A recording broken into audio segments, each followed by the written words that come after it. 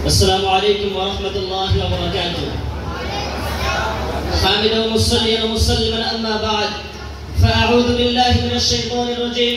بسم الله الرحمن الرحيم. ولا تقولوا لمن يقتل في سبيل الله أموات بل أحياء ولكن لا تشعرون. وقال النبي صلى الله عليه وسلم: لو تركتم الجهاد لسلط الله عليكم الذلة، أو كما قال عليه الصلاة والسلام. দারুল কুরআন ছাত্র পাঠাগার কর্তৃক আয়োজিত পবিত্র ঈদুল আজহা উপলক্ষে বার্ষিক সেমিনারে উপস্থিত আছেন ন্যায়নিষ্ঠের অধিকারী সম্মানিত বিচারক মণ্ডলী, আরো আছেন আল্লাহ প্রেমিক, রাসূল প্রেমিক আমার প্রাণপ্রিয় ছাত্র ভাইয়েরা, সকলকে আন্তরিক মোবারকবাদ। প্রিয় উপস্থিতি, আজ ঘোর অন্ধকার গারো মালিশায় নিমজ্জিত হচ্ছে পুরো পৃথিবী। অনাচার, অবিচার, বেবিচারে প্রকম্পিত হচ্ছে পৃথিবীর আকাশ বাতাস। ধূ মরুভূমির প্রত্যেকটা বালিকণা আজ মুসলমানদের রক্তে রঞ্জিত। ঠিক এমনই সময়ে আলোচনার বিষয়বস্তু নির্ধারণ করে দেওয়া হয়েছে মুসলিম উম্মাহর অধঃপতনের কারণ ও করণীয়। এই সম্পর্কে সংক্ষিপ্ত আকারে আলোচনা করব ইনশাআল্লাহ। প্রিয় উপস্থিতি, আমরা আজ কোন ক্ষেত্রে অধঃপতিত হয়েছি একটু জানা দরকার। আমরা আজ আমাদের পলিটিক্যাল পদ হারিয়েছি, ইকোনমিক পেজ হারিয়েছি।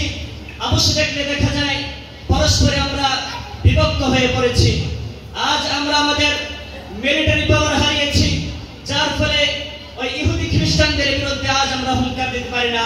কিন্তু ইবনে খাত্তাব মদিনার মাটির মসজিদে বসে ওই ইহুদি খ্রিস্টানদের বিরুদ্ধে আক্রমণ পরিচালনা করতেন।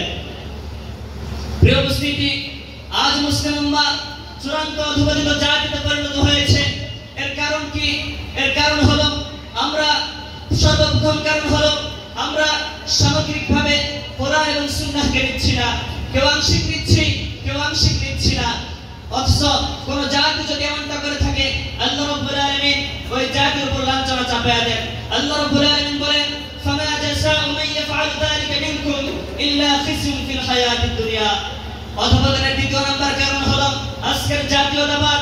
আমরা জাতীয়তাবাদের ভয়ঙ্কর ফাঁদে পা দিয়েছি, যার ফলে আমাদের ভিতরে যে ভ্রাতৃত্ব ছিল, বন্ধন ছিল, তা সব নষ্ট হয়ে গিয়েছে। অথচ আল্লাহ রাব্বুল আলামিন বলেন: ওয়ালা তানাসাউ ফাতাফশালু ওয়া তাযহাবা রিহুকুম ওয়াসবিরু। অধঃপতনের তৃতীয় নাম্বার কারণ হলো আজকে আমরা জিহাদকে ছেড়ে দিয়েছি। অথচ আল্লাহ রাব্বুল আলামিন বলেন: ইন্নাল্লাহা ইউহিব্বুল লাযীনা ইউকাতিলুনা ফি সাবিলিহি সাফফান কাআন্নাহুম বুনয়ানুম মারসুস। আল্লাহ রাব্বুল আলামিন ওই সকলকে ভালোবাসেন যারা তার রাস্তায় জিহাদ করে, তার রাস্তায় লড়াই করে, তারা যেন সীসাগর্ণ মজবুত দেয়াল।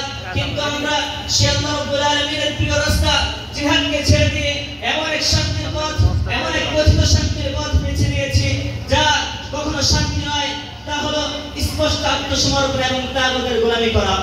প্রিয় উপস্থিতি, অধঃপতনের চতুর্থ নাম্বার কারণ হলো আজকে আমাদের হীনমন্যতা। হীনমন্যতার কারণে আমরা অধঃপতিত হয়েছি। আমরা মনে করি যে আমরা সংখ্যায় কম, অর্থনৈতিক সংকট, সব দিক দিয়ে আমরা হীনমন্যতায় ভোগ করি, হীনমন্যতা আমাদের অন্তরে কাজ করে। অথচ আল্লাহ রাব্বুল আলামিন বলেন: ওয়ালা তাহিলু ওয়ালা তাহসানু। অপর আয়াতে আল্লাহ রাব্বুল আলামিন বলেন: কাম মিন ফিআতিন ক্বালিলাতিন গালাবাত ফিআতান কাসীরা। অথচ আমরা যদি ইতিহাস থেকে শিক্ষা নিতে চাই, আমরা লক্ষ্য করলে দেখতে পাই বদরের ময়দানে 313 জন অস্ত্রহীন মুসলমান 1000 সুসজ্জিত কাফেরের বিরুদ্ধে লড়াই করে বিজয়ের পতাকা ছিনিয়ে আনছিলেন। কথা বলেন ঠিক কিনা? আমরা যদি আমাদের হীনমন্যতাকে ত্যাগ করে কাফের মুশরিকদের বিরুদ্ধে লড়াইয়ের ময়দানে একত্রিত হতে পারি, কাফের মুশরিকগণ পালানোর জন্য গর্তটাও খুঁজে পাবে না। অধঃপতনের আরেকটা কারণ হলো সুরা ব্যবস্থা নেই মুসলমানদের মাঝে, যার কারণে আমাদের ভিতরে একত্ব সৃষ্টি হয়েছে যা কখনো শরিয়া সাপোর্ট করে না।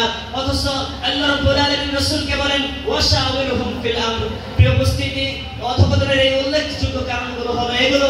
প্রিয় উপস্থিতি, এই অধঃপতনের জায়গা থেকে ঊর্ধ্বগমনে আমরা কিভাবে করতে পারবো তা কোরআন এবং হাদিসের দিকে তাকালে দেখতে পাই।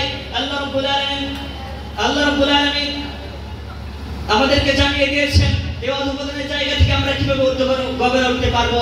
সর্বপ্রথম আমাদের করণীয় হলো আমরা কোরআন এবং সুন্নাহকে সামগ্রিকভাবে আমলে নিব। দ্বিতীয় নাম্বার করণীয় হলো ওয়াতাসিমু বিহাবিলিল্লাহি জামিআন ওয়া লা তাফাররাকু, আমরা ঐক্যবদ্ধ হব এবং কখনো পৃথক থাকব না।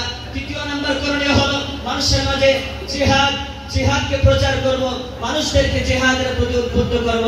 হাররিদুল মুমিনিন আলাল কিতাল, অপরাধ আল্লাহ রাব্বুল আলামিন বলেন ওয়ালা তাকুলু লিমান ইউকতালু ফি সাবিলিল্লাহি আমওয়াত বাল আহইয়া ওয়ালাকিন লা তাশউরুন। আল্লাহ রাব্বুল আলামিন বলেন তোমরা তাদেরকে মৃত বলো না যারা আল্লাহর রাস্তায় জীবন দেয় তারা জীবিত। সুতরাং মানুষদের মাঝে যখন লোকদের মাঝে যখন জিহাদের প্রতি উদ্বুদ্ধ করব লোকদেরকে, প্রত্যেকটা যুবক এবং যখন জিহাদি চেতনা ধারণ করবে, তখন সকল মুসলমান যদি সকল যুবকগণ যদি ঐক্যবদ্ধ হয়ে বদরের চেতনাকে অন্তরে লালন করে কাফের মুশরিকদের বিরুদ্ধে এক হয়ে লড়াই করে, ইনশাআল্লাহ বদরের ময়দানে সাহাবায়ে কেরাম যেভাবে বিজয় ছিনিয়ে এনেছিল, আমরা যদি ঐক্যবদ্ধ হয়ে কাফের মুশরিকদের বিরুদ্ধে লড়াই করতে পারি, আমরা বিজয়কে তাদের হাত থেকে ছিনিয়ে আনবো।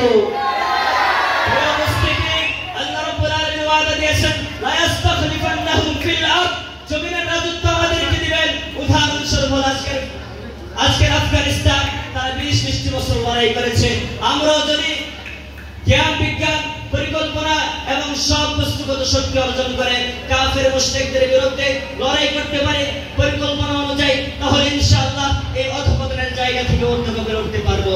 এই বলে আজকে এখানেই সংক্ষিপ্ত বক্তৃতা শেষ করছি। আসসালামু আলাইকুম ওয়া রাহমাতুল্লাহ।